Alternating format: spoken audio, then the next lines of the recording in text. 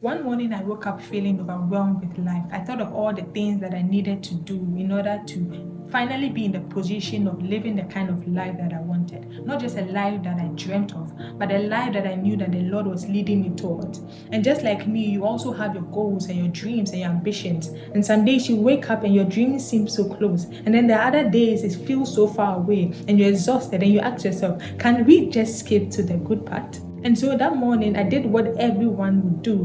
When you wake up exhausted with life, what do? You pick yourself up and you go about your day. But today, I'm sitting here recording this video because the Lord took this moment of exhaustion that I felt to teach me the right perspective, the right mindset, and the right attitude that He would want as believers we should have in our small beginnings or whatever stage we are in life, and we have goals that we are working towards. This is a message to give you strength, to give you hope, to give you joy in your heart, knowing that the Lord is with us in each process that we undergo. And so, with that said, let's get into the video. Shortly after my experience of feeling exhausted with life, I decided I was going to read the book of Joshua. And the reason why I decided to read it was I wanted to read it from the mindset of how was it like for Joshua to follow the footsteps of such a great man. He literally had to pick up from where he ended. And that's a big shoe to fill, in my opinion. If you're familiar with the story of Joshua, you know that this story has a lot of wars going on. And so from the very beginning, Joshua is getting his people ready to go to war, to be able to conquer the land that the Lord had promised them for a very long time. One thing my mind got used to as I read through the chapters of Joshua was to expect war. There's one war after another, there's one king after another, and you have to be on your toes. And as I read through the scriptures, it was like I was living the scenes with them. There's one thing to do, and there's another thing to do, and there's another thing to do, and it's on and on and on. Until we get to chapter 21. And in chapter 21, verse 44, the Bible says, and the Lord gave them rest. Believe me, in that moment, it hit me so hard because I was so used to the fact that there's one thing after the other that it really struck me that rest has finally come. Rest has finally appeared. And in that moment, I appreciated the rest so much because for someone who is going for one war after the other and the Lord declares rest, that is amazing. Now, I decided I was going to read Ecclesiastes. I just jumped right into Ecclesiastes. I'm in Ecclesiastes and I read Ecclesiastes chapter 1, I read chapter 2, and then I get to chapter 3. The Bible says there's a time and a season for everything. There's a time to plant, there's a time to harvest, there's a time to sow, there's a time to reap. The Bible says there's a time to war and there's a time for peace. It was in that moment that the Lord brought all the pieces together. You see, in the moment that I was living through the life of Joshua, there was a time for war. And I was so used to the war that suddenly when rest appeared, it took me by surprise. But guess what? Rest had always been factored in God's plan. God was letting me understand that He has times and seasons. That is how this world is made. He has made times and seasons. And sometimes you could be in the season and the next moment your season may have changed.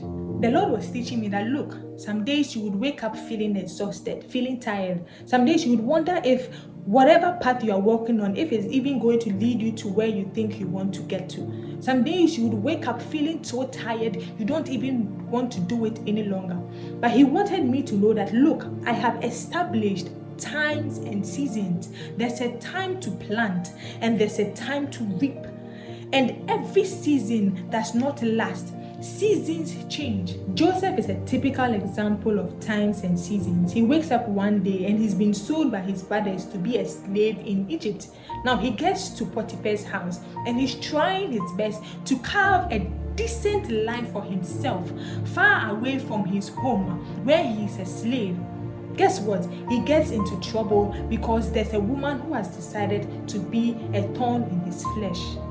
Now, Joseph moves from Potiphar's house and he's now in prison. And in prison, he's trying his very best to just live life. When Joseph told the cupbearer, please remember me when you go out, that was a cry for help. Look, Joseph at some point was not having it. It's not easy to be a free man and then one day you're a slave and it doesn't end. It feels like there's one thing after another. You're trying your very best to at least live a decent life, trying your very best to at least do something for yourself, and you end up being in one trouble after the other. It's sort of ridiculous if you think about it. But guess what? One day Joseph wakes up and he's being summoned by the king, and the next moment he has been made a prime minister, second highest to the king of Egypt. The lesson here is that as believers, we need to understand that there are times and seasons. That is how the Lord has established it in our lives. We are not carnal people. Your working season, your season of sowing is not going to last forever. Who would have thought that one day David will wake up and will be sent by his dad to send food to his brothers, and all of a sudden he's slain a giant, and that's how the Lord leads him into the promise that he had made him, which was to make him the king of Israel. Who would have thought? All the time that he spent in the wilderness, guess what? David put in his best. He put in his best. He did what was required of him, and he did not see it coming. He did not see it coming at all. And so I'm here to encourage you as a believer of Christ. You need to think and be in sync with how the Lord rules our lives. It's not going to be forever. The time that you have now to work, do it, because it's not going to be forever. The Bible says that your work will be passed through fire. If it's work of wood, if it's work of silver, if it's work of gold, it will be passed through fire, and the remaining shall be your crown. So I'm here to also tell you that sometimes how much work you put in your season of planting is what's going to show in your season of reaping. Yes, you may accomplish the goals and the dreams that you want, but guess what? Sometimes there are levels to your goals and dreams. Sometimes you may have wanted it in this extent, but at the end of the day, it boils down to how much work you put in. But I'm here to encourage you to focus on your time of sowing.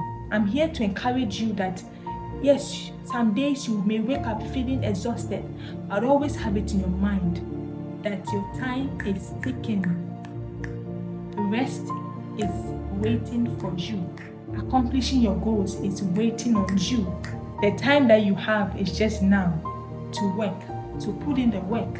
One day, all the things that you want, you would finally have them. And so, don't despise your small beginnings, because guess what? The Lord is with you through the process. In your sowing, in your reaping, in your times of war, in your times of peace, He's with you, and in every season, He wants us to be diligent. I hope this message blessed someone. If it did, tell me your favorite part of this video, and I'll see you in my next one. Bye, guys.